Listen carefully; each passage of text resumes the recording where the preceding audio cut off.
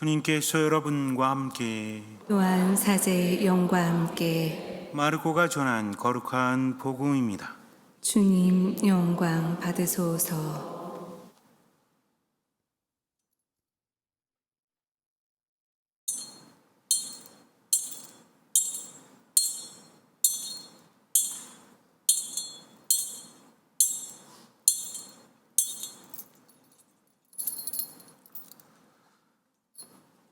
그때 사도들이 예수님께 모여와 자기들이 한 일과 가르친 것을 다 보고하였다. 그러자 예수님께서 그들에게 너희는 따로 외딴 곳으로 가서 좀 쉬어라 하고 말씀하셨다. 오고 가는 사람들이 너무 많아 음식을 먹을 겨를조차 없었던 것이다. 그래서 그들은 따로 배를 타고 외딴 곳으로 떠나갔다. 그러자 많은 사람이 그들이 떠나는 것을 보고 모든 고을에서 나와 육로로 함께 달려가 그들보다 먼저 그곳에 다다랐다. 예수님께서는 배에서 내리시어 많은 군중을 보시고 가엾은 마음이 드셨다. 그들이 목자 없는 양들 같았기 때문이다.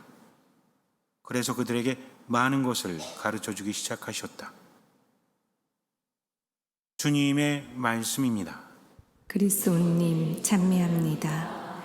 떼제성가 주여 비오니입니다.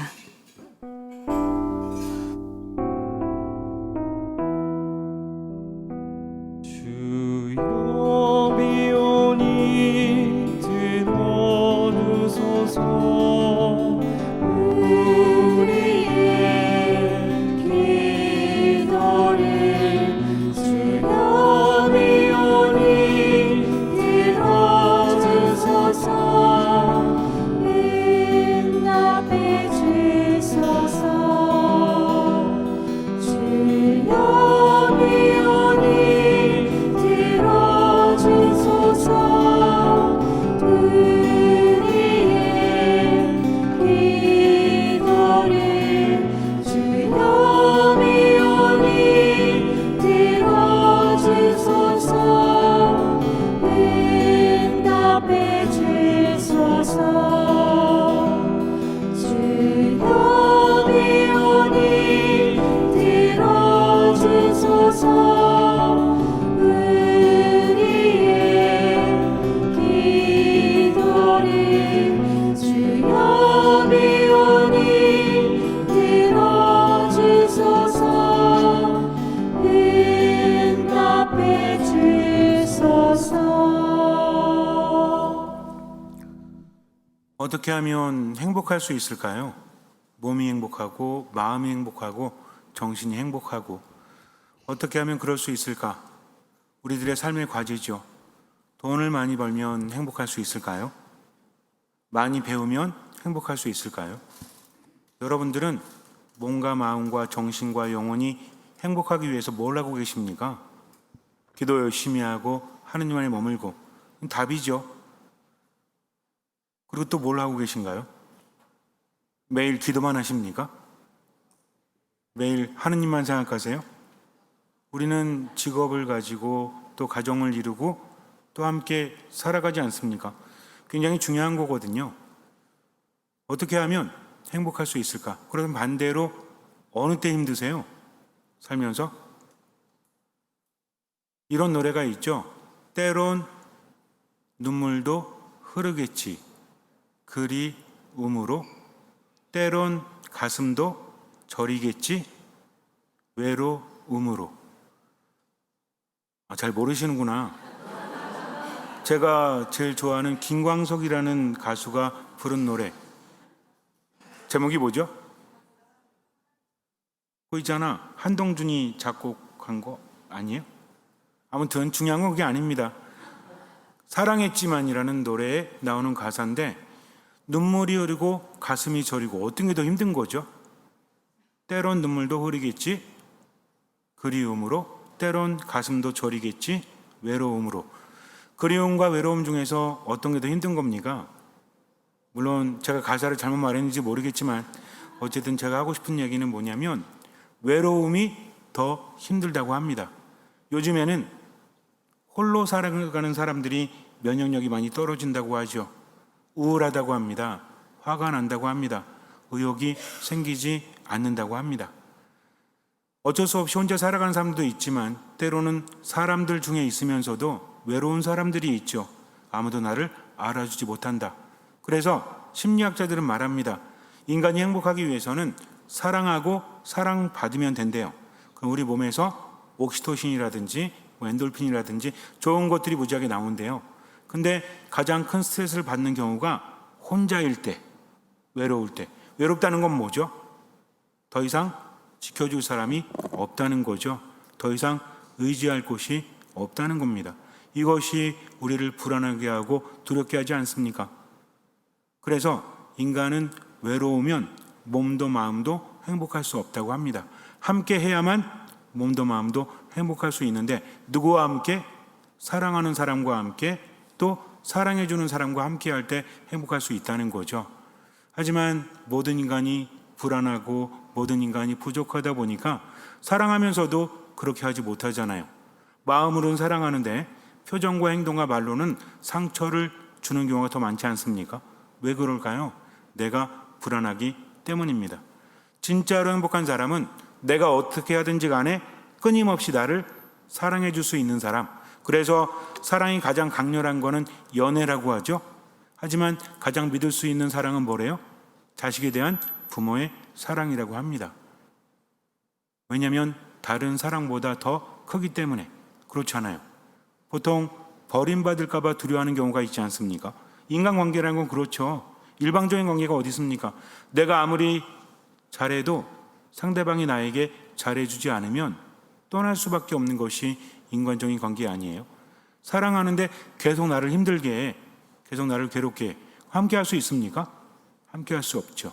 그렇다면 그나마 믿을 수 있는 내가 어떤 처지에 있든지 간에 나를 버리지 않을 사람이 누굴까요? 그나마 부모님이 아니겠습니까? 왜?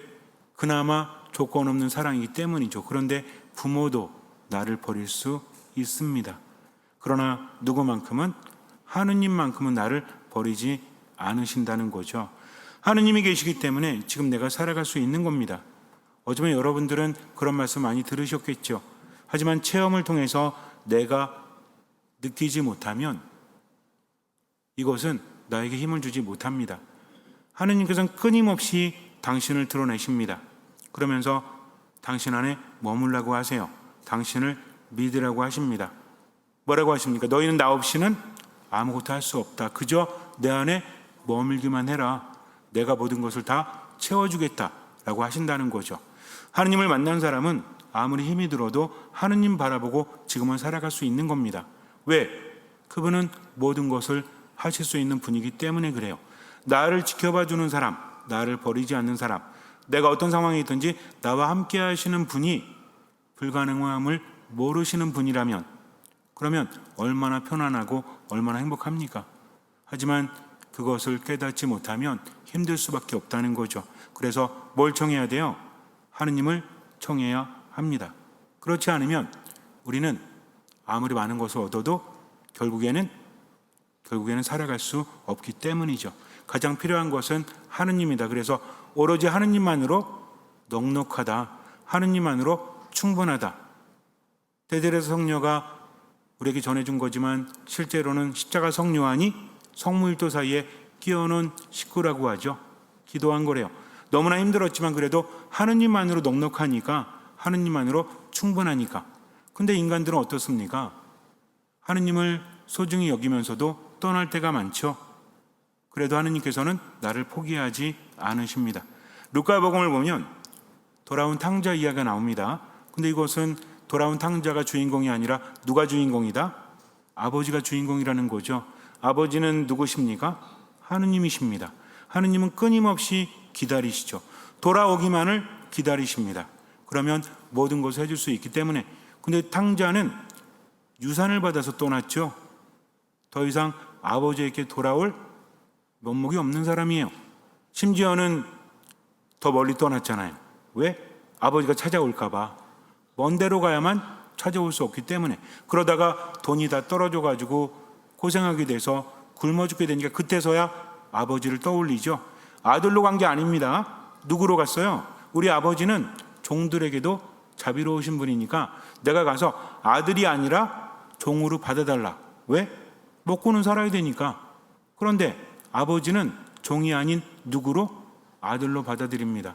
매일매일 기다렸다는 거죠. 왜? 아들이 돌아올 것을 알기 때문입니다. 이 심정 아십니까? 아들이 유산을 받아서 떠나지만 누구보다도 아들을 잘 알아. 얘가 언젠가는 가산을 탕진할 거야.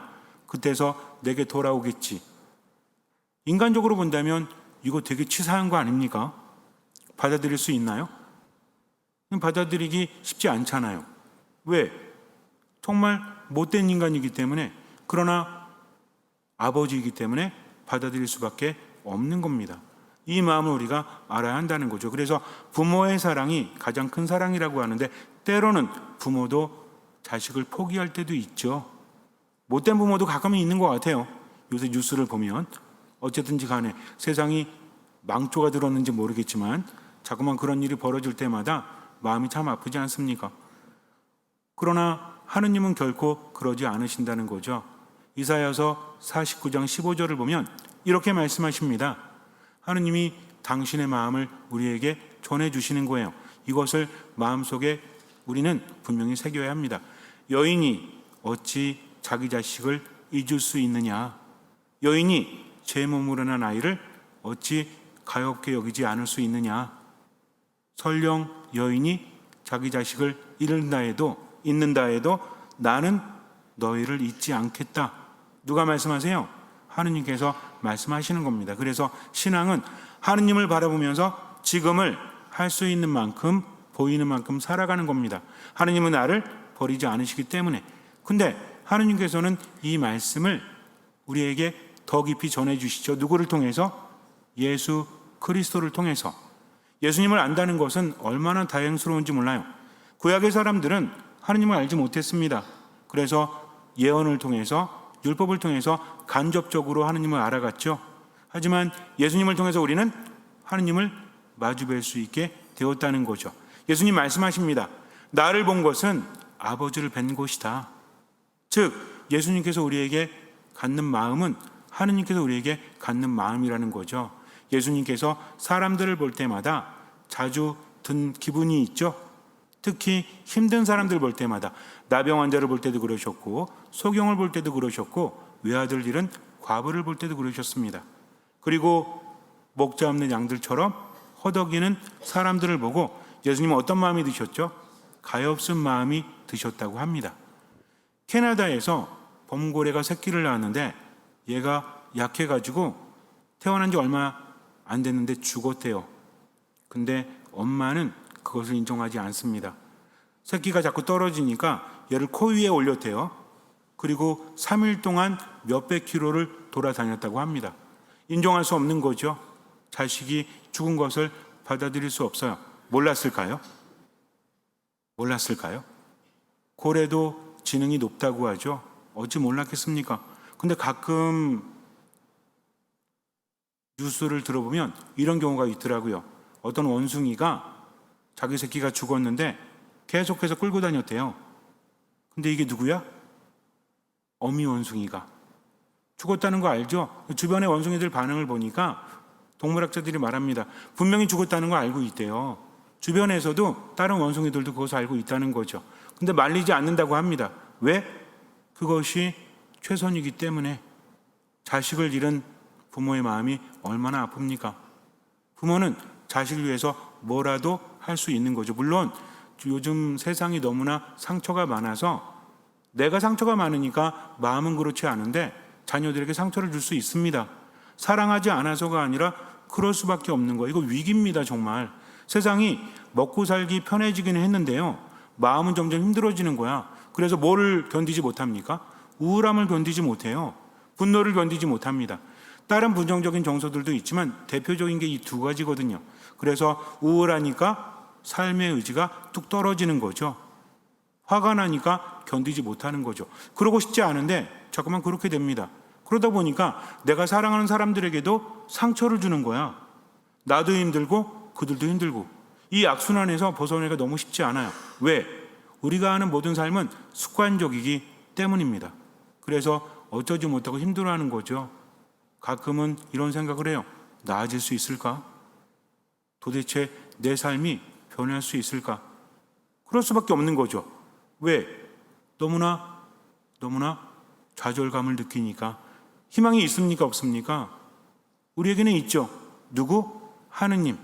나를 바라봐주는 분이 어떤 마음을 가졌는지를 이해하기 시작을 하면 많은 것들이 해결이 됩니다. 실제로 그래요.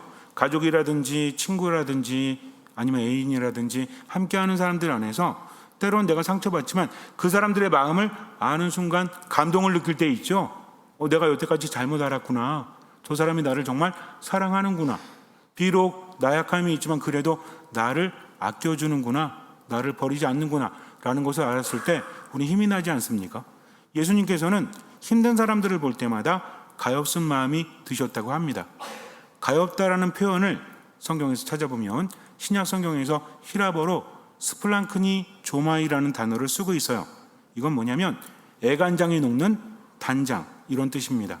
우리도 마음이 아프다고 했을 때 몸으로도 느끼죠? 그런 거 여러분들 느끼십니까? 마음이 아파라고 했을 때 너 요새 뭐 불쌍한 사람들이 많고 힘든 사람들이 많으니까 마음 아프지 않아? 마음 아프지. 이거하고 진짜 마음이 아픈 거, 내가 견디지 못하는 거, 그때 뭘 느낍니까? 알이잖아요. 뭐가? 가슴이 알이잖아요. 이거 모르면 진단 좀 받으셔야 됩니다. 가슴이 알이고 정말 죽겠고, 그래서 애간장이 녹는다라고 하죠. 단장, 창자가 끊어진다고 합니다. 이 두 가지 표현이 기가 막히죠. 물론 단장이라는 것은 고사입니다. 고사. 예전에 한번 말씀을 드렸었는데 어쨌든 고사의 원숭이에 관한 고사가 있고요. 또 애간장은 뭡니까? 간이 녹아든다는 거죠. 왜 녹아들까요? 담배도 안 피고 술도 안 마시는데 뭘 받으면?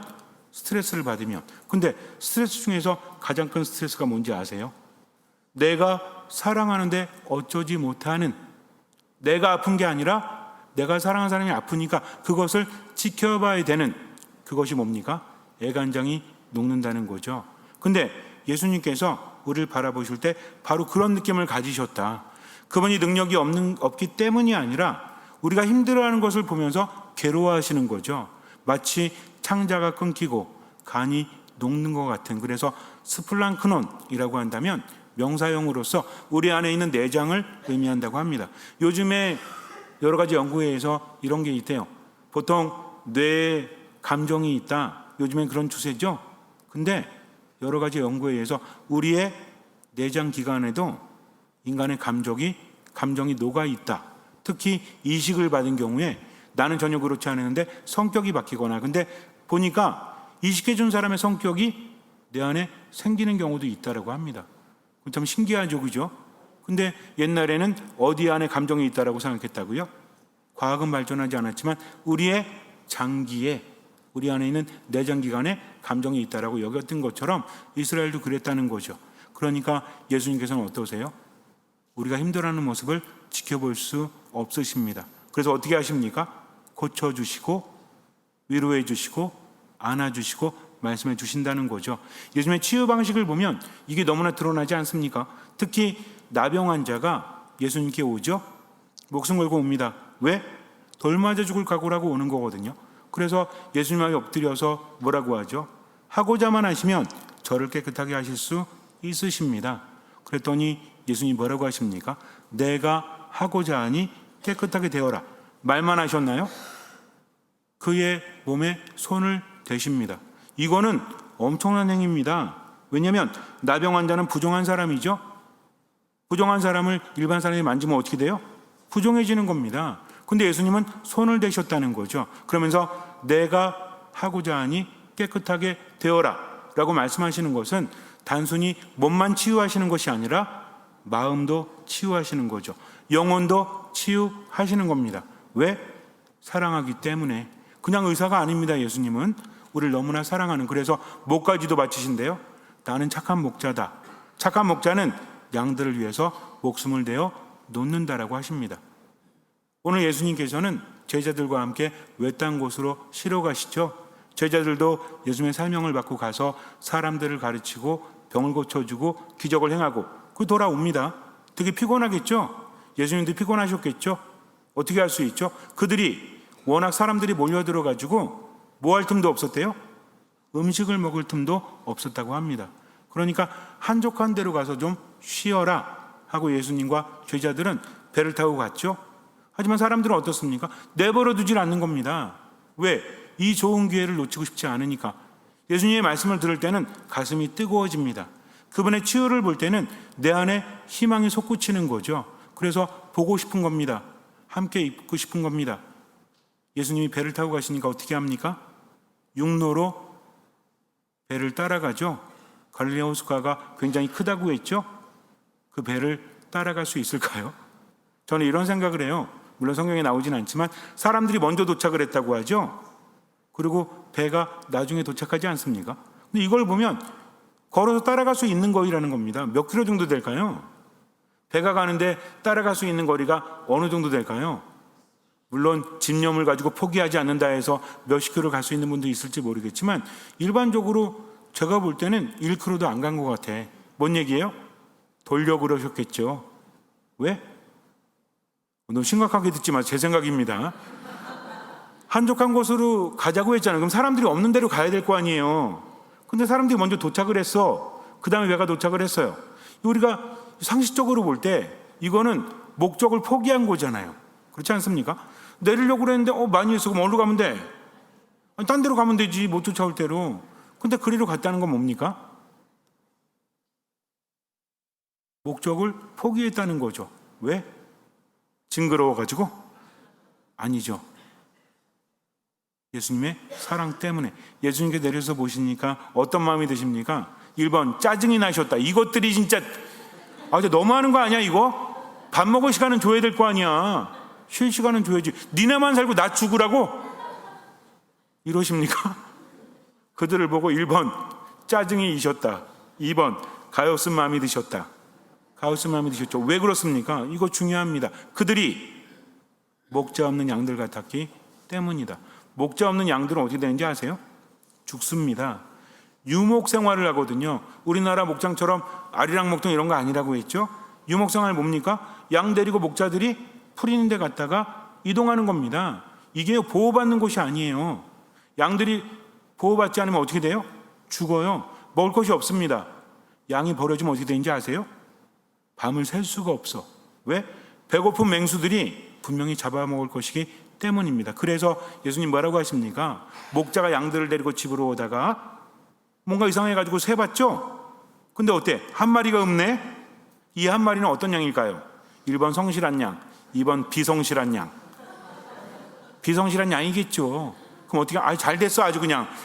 내가 안 그래도 이거 버리려고 그랬는데 지가 알아서 나갔구만. 마치 요새 사람들이 강아지 키우다가 갖다 버리듯이 이런 겁니까? 아니죠. 예수님 어떻게 하십니까?